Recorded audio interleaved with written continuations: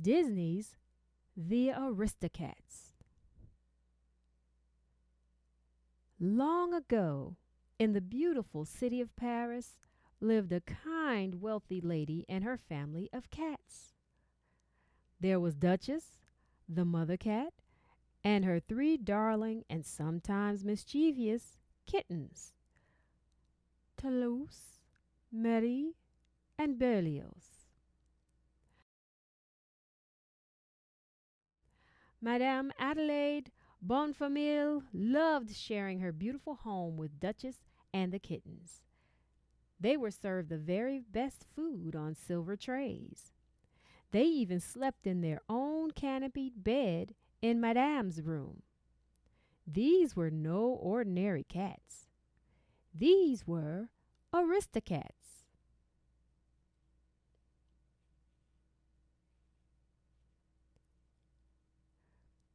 Toulouse was a talented painter.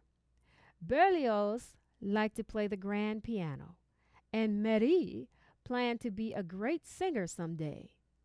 Madame loved her cats so much that she wanted to make sure they would enjoy the good life even after she was gone. So one day she asked her lawyer to visit.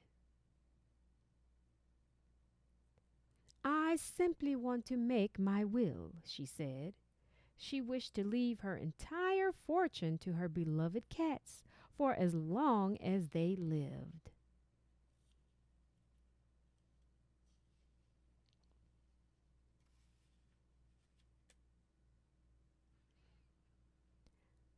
They would be cared for by Edgar, her faithful butler. When the cats were gone, her fortune would go to him. Downstairs, Edgar the butler was listening to every word through a speaking tube in his room. He was quite distressed that he would have to wait for the cats to die before he got any money.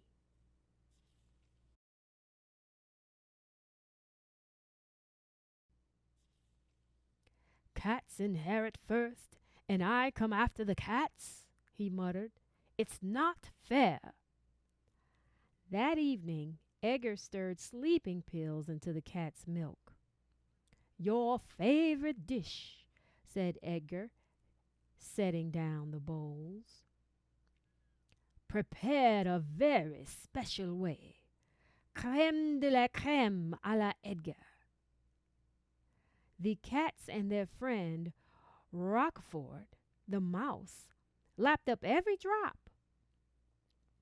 The cats just managed to stagger to their basket before they fell into a deep sleep.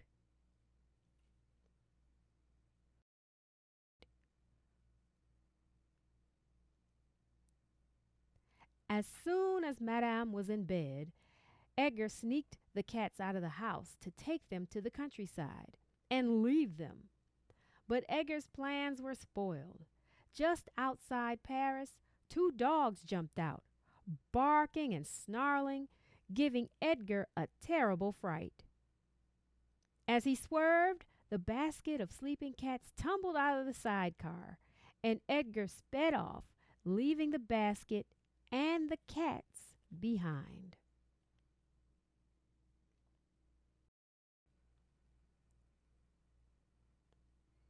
When the cats awoke, they found themselves in the rain near a bridge. How had they gotten there, they wondered. Toulouse had had a dream. "Edgar was in it," he said, "and we were all riding and bouncing along." Then he looked around him and added, "It wasn't a dream. Edgar did this to us." "What's going to happen to us?" asked Berlioz. Duchess sighed. "Poor Madame. She'll be worried when she finds us gone."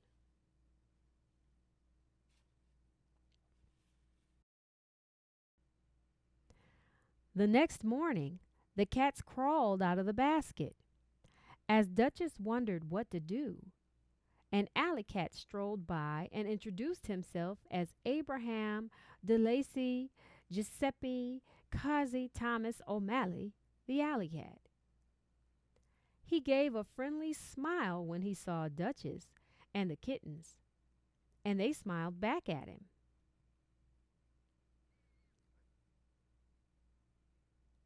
When they told O'Malley they were lost, he offered to help them get back to Paris. Duchess and the kittens were very grateful for his help.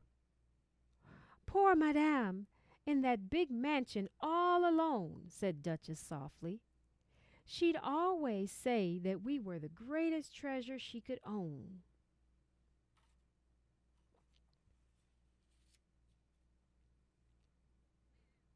All that day and into the night, the little band of cats, Duchess, Marie, Toulouse, Berlioz, and O'Malley, trudged on toward Paris.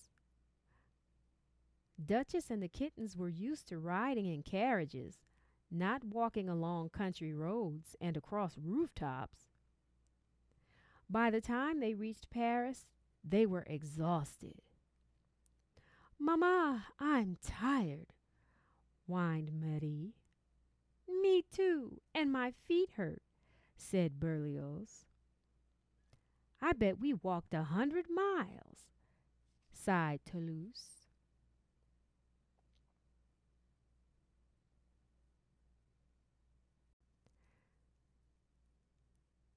It was still a long way to Madame's mansion, so O'Malley invited Duchess and the kittens to stay at his house.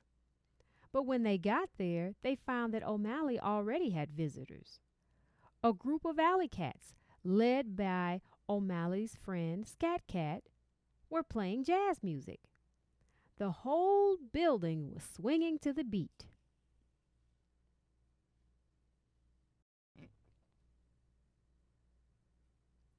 The kittens forgot about being tired and joined in the fun. Berlioz helped play the old piano. Toulouse kept time to the music, and Marie sang at the top of her voice.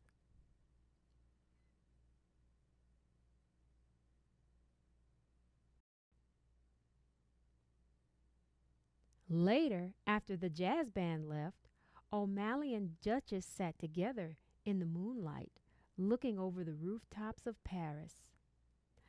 O'Malley told Duchess that he wished she and the kittens could stay. "You know, they need a sort of well, a father around." Duchess wished she could stay too, but she had to think of Madame. "I'm sorry, my dear," she told O'Malley sadly. "We just have to go home tomorrow."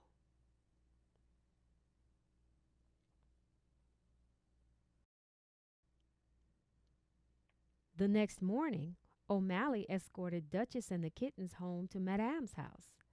As the kittens scampered ahead, Duchess and O'Malley stopped at the gate to say goodbye. "I'll never forget you, Thomas O'Malley," said Duchess fondly.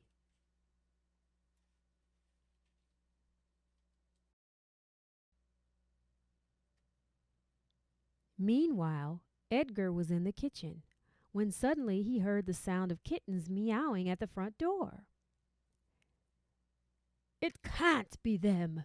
he exclaimed. As the cats came through the door, a sack came down over their heads. "You came back!" Edgar muttered. "It just isn't fair." Edgar took the sack out to the barn and put it in a trunk that was being sent to Timbuktu.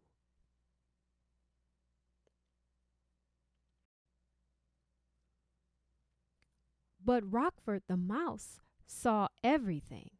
He dashed outside to tell O'Malley. "Duchess and the kittens in trouble?" said O'Malley. "Look, you go get Scat Cat and the alley cats." He told Rockford how to find them, and then he set off for the mansion.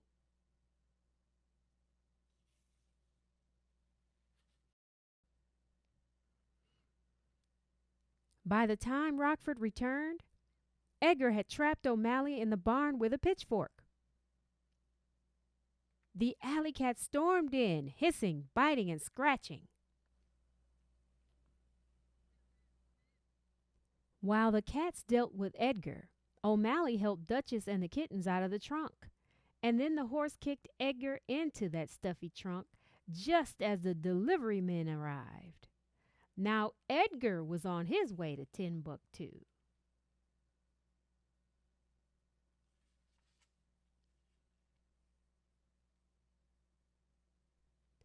Madame Bonfamille was thrilled to have Duchess and the kittens back. She was also delighted to meet O'Malley. "I think this young man is very handsome," she said to Duchess. "Shall we keep him in the family?"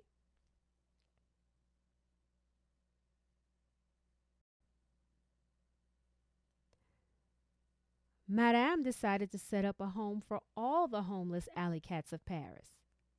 From then on, all cats would be treated as special, wonderful Aristocats. The end. Please like and subscribe down below, and I'll see you on our next story. Goodbye.